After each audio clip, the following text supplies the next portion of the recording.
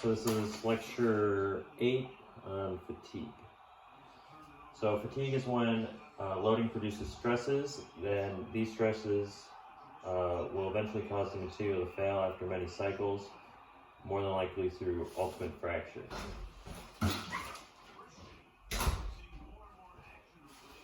The first three things we're going to cover is the 3 stress raisers for fatigue, which are the stress concentration factor, the stress intensity factor, and the fracture toughness.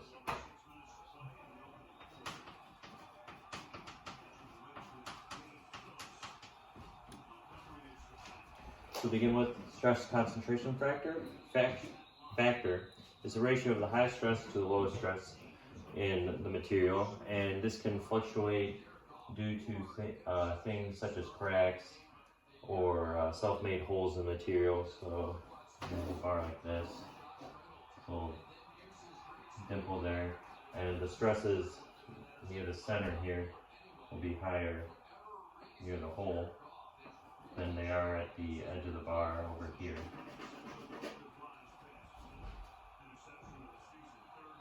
The second one, stress intensity factor.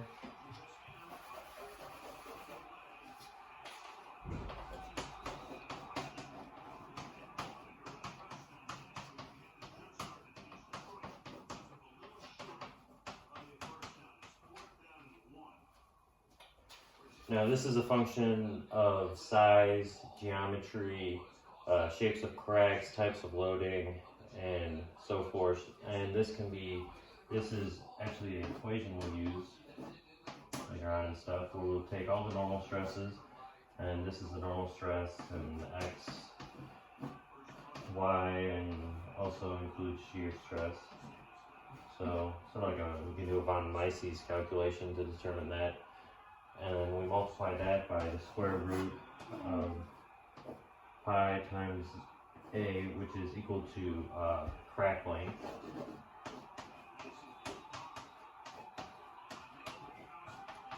So that means if, initially when cracks start to form, obviously they're going to be small, such as if we had something rotating here, might have a crack like that, and then as it grows we'll be able to determine different stress intensity factors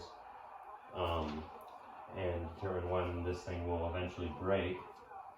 And we'll be able to determine that using the third of the stress raisers, which is the fracture toughness.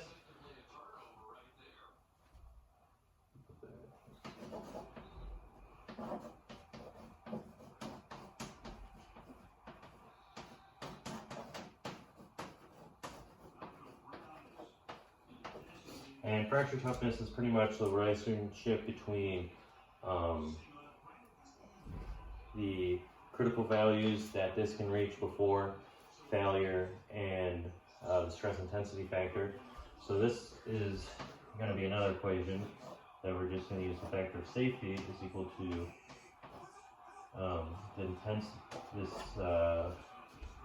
KIC, which is the fracture toughness, over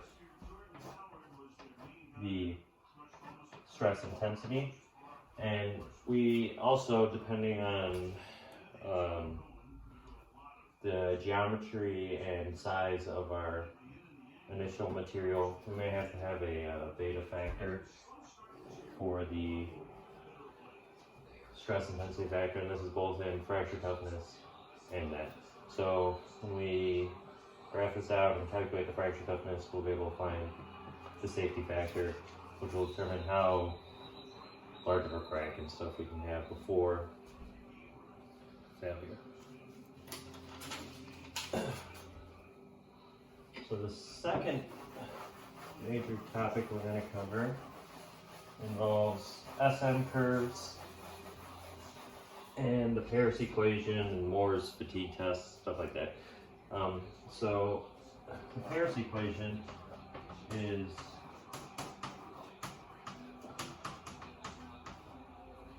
a function of area the cycles of a material, and we'll be able to separate that into two different parts to determine the cycle life, which would just be N once we separate and integrate.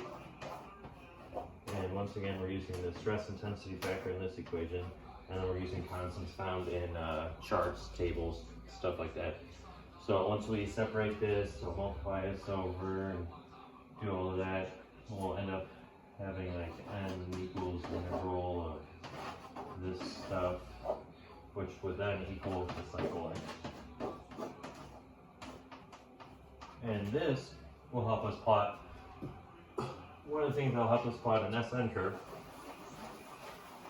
And the SN curve is pretty much the fatigue strength versus cycle life. So your typical SN curve, it's going to look something like this.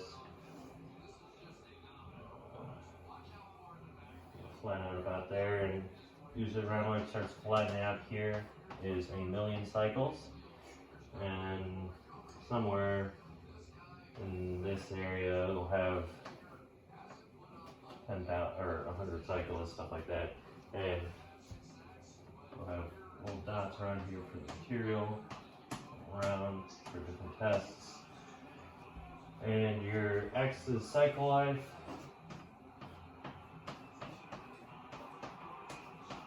And your Y is your fatigue stress, and typically KPSI, SF. And so pretty much a little bit over 10 to the fourth, we're going to have what is considered low cycle material. So that goes slightly past this point. And anything higher than that is just going to be high cycle.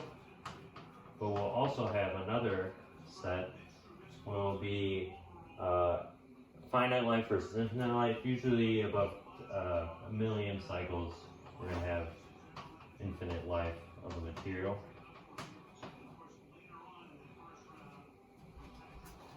And to get these points, we're going to conduct a test, the Moore's fatigue test, which is pretty much rotating a beam or something, a rod in a machine to gather these points.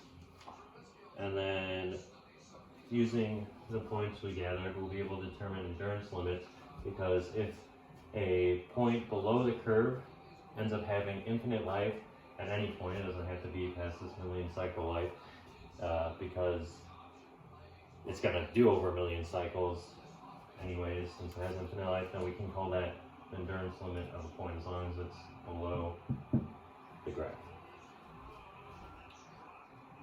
And yeah, that's it.